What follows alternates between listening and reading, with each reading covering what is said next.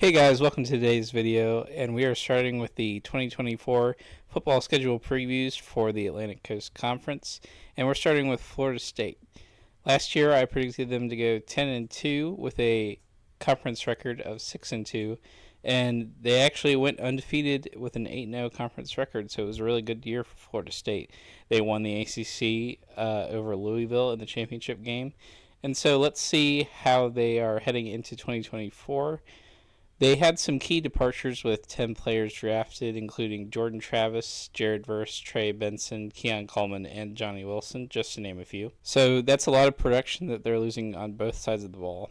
But they brought in a lot of transfers and had a pretty good recruiting class, but notably getting the additions of DJ Uiagalelei, who's making his return to the ACC after his time at Clemson, then transferring to Oregon State. Now he's back in the conference with Florida State.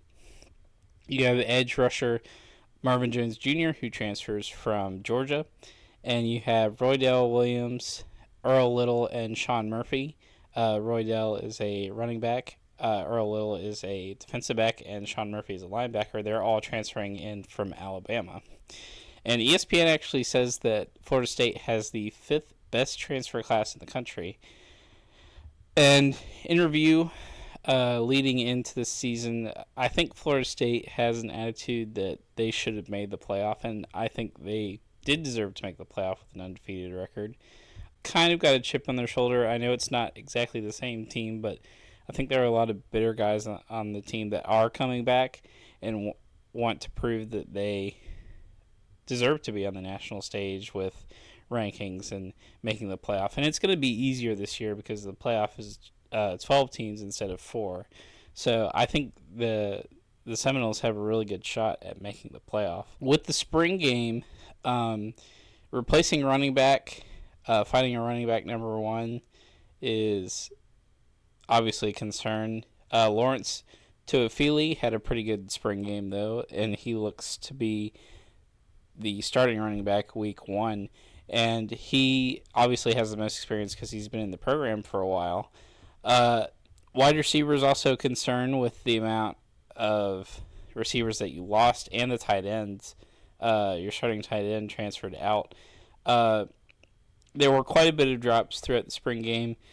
And, you know, I know Florida State fans will say, well, it's not really a full spring game because it's more of an exhibition with some drills. But still, you were running plays, and there were a few drops where the receiver definitely should have caught it. You know, hit him in the hands, hit him in the chest, and you're having a little bit of concern there. But the strengths, I would say, definitely Florida State has great lines of scrimmage. They always have really good offensive, defensive line under Norvell. And I think QB experience is a big thing to point out here. DJ has played a lot of football, both at Clemson and Oregon State. And he's played well enough most of the time to get his team the win. So he knows what it takes to win a football game. Obviously, some people criticize DJ for his shortcomings, like his throwing accuracy, not knowing when to take off with his legs, when to stay in the pocket, all that. I think he's learned through all of his mistakes and his losses, and I think the experience that he brings to Florida State is going to be an asset for them. And your overall defense, I think that is another strength. Florida State has always had a really good defense. They pride themselves on being a really physical team, and I think we can expect that from them next year. Weaknesses, as I already mentioned, wide receiver, tight end. I think the running back position is going to be fine since you brought in people and you have some experience with Tuafili, and it shouldn't be a problem, especially with your line of scrimmage. Line of scrimmage plus even a decent running back can have a lot of production for you if you're Florida State. And if you have a great running back, it's going to be no problem at all to get yards through the ground. But let's roll into the schedule. You start off week 1 against Georgia Tech in Dublin in the Aer Lingus Football Classic.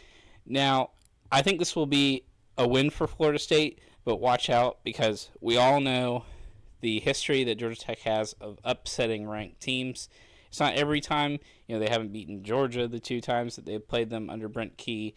But last year it was a really close game, an 8-point loss. But, Pitt, UNC, Miami, I'm pretty sure was ranked when they played them. So definitely look out for this game. I think it will be a win for the Seminoles, but Georgia Tech has also won, I believe, 2 of the last 3 meetings between Georgia Tech and Florida State. So I think it might be a close game, but I think Florida State will get the win. Next, you play Boston College at home. Boston College gave you a bit of a scare last year, but I think this year you win easily against them since you're at home. Boston College, although they're returning Castellanos and a few key position players, I don't think they have what it takes to win in Doak Campbell. So don't worry, it's a win against Boston College. Then you have your bye week, and then you play Memphis at home. I think that'll be a win. Mike Norvell's old team that he coached. Not really much to say there. Your talent level is probably a lot better than Memphis, so it'll be a win. And then you play Cal. Cal, first year in the ACC. I don't see them upsetting you at home. Again, the talent level between the 2 teams, Florida State, way more talented than California. Experienced coach. You're at home. They have to travel across the entire country. I think it'll be a win for you. Then you play at SMU. SMU, they're going to be a really good team. I think it'll be a really good first year for them in the ACC. You're at SMU. It's your first time traveling there as a conference opponent. However, I think you'll get the win. Florida State usually plays pretty well on the road under Norvell. I think you'll get the win. Then you play Clemson. Clemson, I have a bold prediction that Clemson is not going to be very good this year. I think they're either in for another 8-4 season, possibly 7-5. But since they're coming to you, I don't really see any way that Kay Klubnik, he lost Will Shipley, which was their best offensive player. Maffa's really good, but their defense is still really good. But I don't think it's going to be enough to get the win over the Seminoles. So I think you win against Clemson. Then you have your bye week. You're at Duke. If Elko was still coaching at Duke, I would consider this a toss-up game. And with this stretch that you have of at Duke, at Miami, UNC, and then at Notre Dame, I think you lose at least one of these games. And I'll get to which one I think it'll be. But I think at Duke, since Elko's not there, Riley Leonard's not there, they still have Jordan Moore, who's really good, but I don't know who's going to be throwing to him with all the pressure that Florida State can create on the defensive line and the front 7. I think he'll get the win. Then you play at Miami in the big rivalry game. Miami, a lot of expectations for them this year with Cam Ward and the talent that they have. I think it'll be a difficult, close, scrappy game. It usually is between these 2 teams. I think you get the win, though. I think Uiagalelei has enough game experience to make that last drive, whether it be to score the winning points through a touchdown or field goal, or seal the game with a couple first downs. I think it'll be enough to win you that game. Then you go against UNC at home. I believe UNC only has 1 win ever in their football program's history at Doak Campbell. I don't see them getting their second. Drake May's gone. Max Johnson comes in from Texas A&M. They're kind of copying the Georgia Tech plan with Haynes King coming from Texas A&M to there and having a lot of production. I don't think it'll be the same with Max Johnson. I think you beat the Tar Heels at home. I don't think it'll be that difficult of a game. And then you play at Notre Dame, which at Notre Dame, that's probably one of the hardest road games. Notre Dame is up there with LSU, Ohio State, Michigan, all those big stadiums. I'm sorry if I left your team out. It wasn't by intention. There are definitely a lot of other stadiums that are really hard to play at, but those are the ones that I can name off my head. But I think This is where your loss comes from. And it's okay because it's not a conference loss. Notre Dame's just an affiliate with the ACC. They're in the conference in every other sport, but I think you take a loss at Notre Dame with Riley Leonard there. Then you have your bye week. Then you play Charleston Southern. And I mean, come on, it's Charleston Southern. This is a win.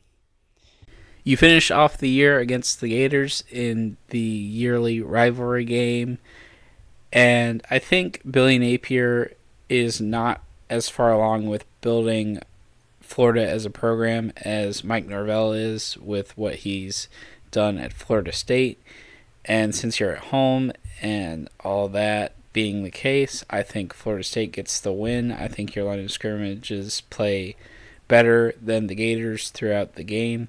I think it'll be close, maybe a 10-point to a one-possession game, but I think it'll be a good effort from both teams, but Florida State coming out on top, and that will give you an 11-1 record with an 8-0 conference record, and you'll be playing in the ACC championship game, which will give you a really good shot at making the playoff. So that'll wrap up today's preview, and I hope you all enjoyed the video, and I'll see you in the next one.